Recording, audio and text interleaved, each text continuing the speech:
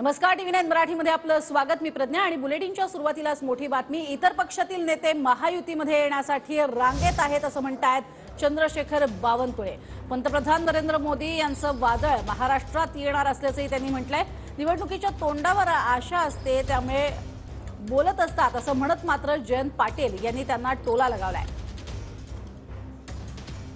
असे दिवस येतील मोदीजींच्या नावाचं वादळ जसं जसं महाराष्ट्रात येईल तसे तसे एकनाथजीकडे, अजितदादाकडे, आमच्याकडे, आमच्या महायुतीच्या पक्षाकडे हा मोठा एक पक्षप्रवेशाचा सुद्धा त्या ठिकाणी निमंत्रण येतात आहे। आणि त्यामुळं महायुतीमध्ये इतके घटक पक्ष जुळणार आहेत की महाविकास आघाडी यांच्या स्टेजवर तुम्हाला फक्त नेते दिसतील आणि समोर कोणीच दिसणार नाही।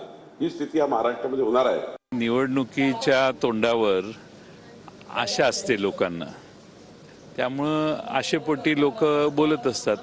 शेवटी सत्तेत येण्यासाठी ज्यांची ज्यांची मदत मिळवण्याची गरज आहे त्या सर्वांची मदत मिळवणे आणि काही होऊन सत्तेत बसणे असा प्रयत्न काही लोकांचा आहे।